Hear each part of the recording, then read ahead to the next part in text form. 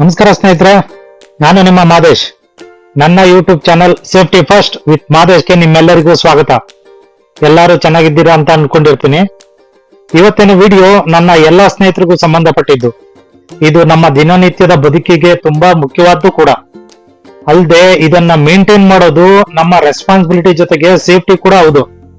ಹಾಗಾದ್ರೆ ಏನಪ್ಪ ಅದು ಸೇಫ್ಟಿ ವಿಚಾರ ಅಂದ್ರೆ, ಅದುವೇ ಸಿಬಿಲ್ ಅಥವಾ ಸಿಬಿಲ್ ಸ್ಕೋರ್. ಬನ್ನಿ ಇವತ್ತಿನ ವಿಡಿಯೋದಲ್ಲಿ ಇದ್ರ ಬಗ್ಗೆ ತಿಳ್ಕೊಳ್ಳೋಣ. ಮೊದಲನೇದಾಗಿ ಸಿಬಿಲ್ ಅಂದ್ರೆ ಏನು? ಸಿಬಿಲ್ ಅನ್ನೋದು credit information bureau of India limited. So simple ಆಗಿ ಹೇಳ್ಬೇಕು ಅಂದ್ರೆ ಇದು ನಿಮ್ಮ ಫೈನಾನ್ಷಿಯಲ್ ರಿಪೋರ್ಟ್ ಅಂತ ಅರ್ಥ. ನೀವು ತಗೊಂಡಿರೋ ಲೋನ್ಗೆ ಸರಿಯಾಗಿ EMI ಕಟ್ಟಿದ್ದೀರಾ ಅಥವಾ ಇಲ್ಲ ಅಂತ ಈ ಸಿಬಿಲ್ ಆಧಾರದ ಮೇಲೆ 300ರಿಂದ 900ವರೆಗೂ ಸ್ಕೋರ್ ನೀಡಲಾಗುತ್ತೆ. ಸೊ ಈಗ ಸಿಬಿಲ್ ಸ್ಕೋರ್ ನ ಬಗ್ಗೆ ಅಂಡರ್ಸ್ಟ್ಯಾಂಡ್ ಮಾಡ್ಕೊಳ್ಳೋಣ. ನಿಮ್ಮ ಸಿಬಿಲ್ ಸ್ಕೋರ್ 750 ಮತ್ತು 750ಕ್ಕಿಂತ ಮೇಲೆ ಇದ್ದರೆ ನಿಮಗೆ ಲೋನ್ಸ್ ಈಸಿಯಾಗಿ ಸಿಗೋದಲ್ದಿರೆ ರೇಟ್ ಆಫ್ ಇಂಟ್ರೆಸ್ಟ್ ಕೂಡ ಕಡಿಮೆ ಇರುತ್ತೆ. ಎರಡನೇದಾಗಿ 650 ಮತ್ತು 749ರ ಮಧ್ಯೆ ಇದ್ರೆ ಲೋನ್ ಆಗುವ ಸಾಧ್ಯತೆ ಕೂಡ ತುಂಬಾ ಇರುತ್ತೆ. ಅದ್ರ ಜೊತೆ ಸ್ವಲ್ಪ ಕಂಡೀಷನ್ಸ್ ಕೂಡ ಇರುತ್ತೆ.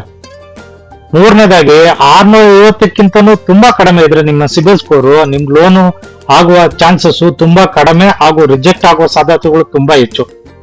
ಹಾಗೂ ನಾಲ್ಕನೇದಾಗಿ ನನ್ನ ಸಿಬಿಲ್ ಸ್ಕೋರ್ -1 ಇದ್ರೆ ಏನ್ ಸಾರ್ ಅಂತ ಕೇಳೋದಾದ್ರೆ, -1 ಅಂದ್ರೆ ನೀವು ಇದುವರೆಗೂ ಯಾವುದೇ ರೀತಿಯ ಲೋನ್ಸ್ಗೆ ಅಪ್ರೋಚ್ ಮಾಡಿರೋದಿಲ್ಲ ಎಂದರ್ಥ. ಹಾಗೂ ನೀವು ಕೂಡ ಲೋನ್ಗೆ ಎಲಿಜಿಬಲ್ ಇರ್ತೀರಾ, ಬಟ್ ವಿತ್ ಕಂಡೀಷನ್ ಜೊತೆಗೆ. ಕೆಲವೊಂದು ಕೇಸ್ಗಳಲ್ಲಿ ಮಾತ್ರ ಬಿಡಿ. ಹಾಗಾದ್ರೆ ಸಿಬಿಲ್ ವಿಚಾರದಲ್ಲಿ ನಮ್ ಸ್ನೇಹಿತರು ನಾರ್ಮಲ್ ಆಗಿ ಏನ್ ತಪ್ಪುಗಳು ಮಾಡ್ತಾರೆ ಅಂದ್ರೆ, ಮೊದಲನೇದಾಗಿ EMI ಲೇಟ್ ಪೇಮೆಂಟ್ ಮಾಡ್ತಾರೆ. ಏನ್ ಒಂದ್ ದಿವ್ಸ ತಾನೆ ಅಥವಾ ಒಂದ್ ವಾರ ಬಿಟ್ಟು ಕಟ್ಟುತ್ತೀನಿ ಬಿಡು ಅಂತ ಹೇಳಿ ಲೇಟ್ ಆಗಿ ಪೇಮೆಂಟ್ ಮಾಡ್ತಾರೆ. ಇದು ಖಂಡಿತ ತಪ್ಪು. ಇದರಿಂದ ಸಿಬಿಲ್ ಸ್ಕೋರ್ಗೆ ತೊಂದರೆ ಆಗುತ್ತೆ.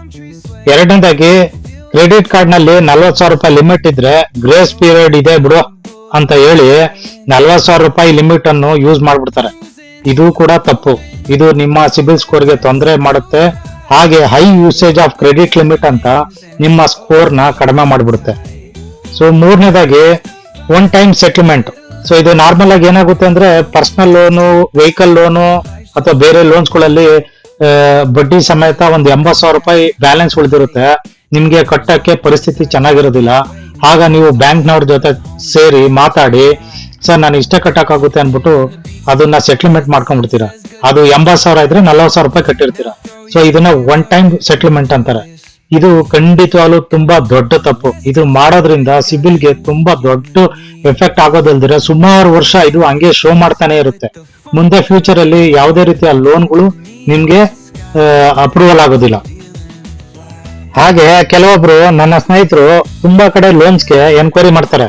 ಇದರಿಂದ ಕೂಡ ಸಿಬಿಲ್ ಕಡಿಮೆ ಆಗುತ್ತೆ. ಹೇಗೆ ಅಂದ್ರೆ, ಅವರು ಯಾವ ತರ ಯೋಚನೆ ಮಾಡ್ತಾರೆ ಅಂದ್ರೆ, ಈ ವ್ಯಕ್ತಿಗೆ ಎಲ್ಲೂ ಕೂಡ ಲೋನ್ ಅಪ್ರೂವಲ್ ಆಗ್ತಾ ಇಲ್ಲ, ಅದಕ್ಕೆ ಎಲ್ಲಾ ಕಡೆ ಚೆಕ್ ಮಾಡ್ತಾ ಇದ್ದಾರೆ ಅಂತ ಸಿಬಿಲ್ ಸ್ಕೋರ್ ಡೌನ್ ಆಗುತ್ತೆ. ಇದು ಕೂಡ ತಪ್ಪು. ಸೊ ಲೋನ್ಸ್ ತಗೊಳ್ಳೋಕ್ಕಿಂತ ಮುಂಚೆ ಏನೇನು ಇಂಪಾರ್ಟೆಂಟ್ ವಿಷಯಗಳು ತಿಳ್ಕೊಂಡಿರ್ಬೇಕು ಅಂದ್ರೆ, ಮೊದಲನೇದು ಸಿಬಿಲ್ ಸ್ಕೋರ್ ಚೆಕ್ ಮಾಡ್ಕೊಳ್ಳಿ. ನೀವು ಲೋನ್ಸ್ ಗಳಿಗೆ ಎಲಿಜಿಬಲ್ ಇದ್ದೀರಾ ಇಲ್ವಾ ಅಂತ ತಿಳ್ಕೊಳ್ಳಿ. ಎರಡನೇದಾಗಿ ಯಾವ್ದಾದ್ರು ಔಟ್ಸ್ಟ್ಯಾಂಡಿಂಗ್ ಅಮೌಂಟ್ ಇದ್ರೆ ಕ್ಲಿಯರ್ ಮಾಡ್ಕೊಳ್ಳಿ. ಇಲ್ಲ ಅಂದ್ರೆ ಅದು ದಿನ ಸಿಬಿಲ್ ಸ್ಕೋರ್ ನ ಕಡಿಮೆ ಮಾಡ್ತಾನೆ ಇರುತ್ತೆ. ಜೊತೆಗೆ ಔಟ್ಸ್ಟ್ಯಾಂಡಿಂಗ್ ಅಮೌಂಟ್ ಇದೆ ಅಂತ ಶೋ ಮಾಡ್ತಾನೆ ಇರುತ್ತೆ. ಮೂರನೇದಾಗಿ ನಿಮ್ಮಲ್ಲಿ ಹೆಚ್ಚಿಗೆ ಕ್ರೆಡಿಟ್ ಕಾರ್ಡ್ ಇದ್ದು ಅದರಲ್ಲಿ ಯಾವ್ದಾದ್ರು ಒಂದು ಕ್ರೆಡಿಟ್ ಕಾರ್ಡ್ ನ ಯೂಸ್ ಮಾಡ್ತಾ ಇಲ್ಲ ಅಂದ್ರೆ ಅದನ್ನ ಇಮಿಡಿಯೇಟ್ ಆಗಿ ಕ್ಲೋಸ್ ಮಾಡ್ಬಿಡಿ.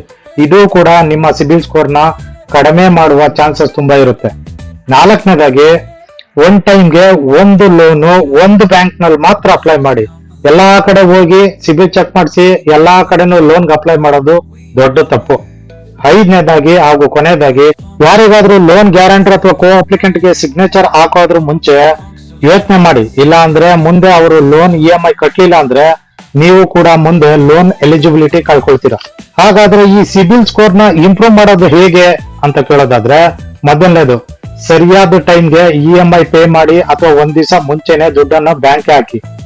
ಎರಡನೇದು, ಕ್ರೆಡಿಟ್ ಕಾರ್ಡ್ ನಲ್ಲಿ 30ರಿಂದ 40% ಲಿಮಿಟ್ ಮಾತ್ರ ಯೂಸ್ ಮಾಡಿ, ಪೂರ್ತಿಯಾಗಿ ಯೂಸ್ ಮಾಡಬೇಡಿ. ಮೂರನೇದಾಗಿ, ಅನ್ಯೂಸ್ಡ್ ಕ್ರೆಡಿಟ್ ಕಾರ್ಡ್ ನ ದಯವಿಟ್ಟು ಕ್ಲೋಸ್ ಮಾಡಬೇಡಿ ಇಮಿಡಿಯೇಟ್ ಆಗಿ. ನಾಲ್ಕನೇದು, ಇದೆಲ್ಲ ಆದ್ಮೇಲೆ ಸ್ವಲ್ಪ ದಿವಸಗಳವರೆಗೆ ಸಿಬಿಲ್ ಅಪ್ಡೇಟ್ ಆಗೋವರೆಗೂ ವೇಟ್ ಮಾಡಿ. ಅದು ಒಂದೇ ದಿವಸದಲ್ಲಿ ಅಪ್ಡೇಷನ್ ಆಗೋದಿಲ್ಲ. ಯಾರಿಗಾದ್ರೂ ವೆಹಿಕಲ್ ಲೋನ್ ಆಗ್ತಾ ಇಲ್ಲ ಅಂದ್ರೆ ನನ್ನ ಕಮೆಂಟ್ ಬಾಕ್ಸ್ ನಲ್ಲಿ ಕಮೆಂಟ್ ಮಾಡಿ, ನಾನು ನಿಮ್ಗೆ ಲೋನ್ ಆಗೋದ್ರ ಬಗ್ಗೆ ಸಹಾಯ ಮಾಡ್ತೀನಿ. ನಿಮ್ಮ ವೆಹಿಕಲ್ ಶೋರೂಮ್ ನಲ್ಲಿ ರೆಡಿ ಇರ್ಬೋದು, ಆದ್ರೆ ಸಿಬಿಲ್ ರೆಡಿ ಇಲ್ಲ ಅಂದ್ರೆ ಲೋನ್ ಆಗಲ್ಲ, ಕೊನೆಗೆ ವೆಹಿಕಲ್ ಕೂಡ ಸಿಗಲ್ಲ. ಸ್ನೇಹಿತರೆ, ಇವತ್ತಿನ ವಿಡಿಯೋ ನಿಮಗೆ ಯೂಸ್ಫುಲ್ ಅನ್ಸಿದ್ರೆ ದಯವಿಟ್ಟು ಒಂದು ಲೈಕ್, ಒಂದು ಶೇರ್ ಹಾಗೂ ಸಬ್ಸ್ಕ್ರೈಬ್ ಮಾಡಿಕೊಳ್ಳೋದನ್ನ ಮರಿಬೇಡಿ. ಸೊ ಕೊನೆಯದಾಗಿ ಸೇಫ್ ಡ್ರೈವ್ ಸೇವ್ ಲೈಫ್ ಅಂತ ಹೇಳ್ತಾ ಥ್ಯಾಂಕ್ ಯು.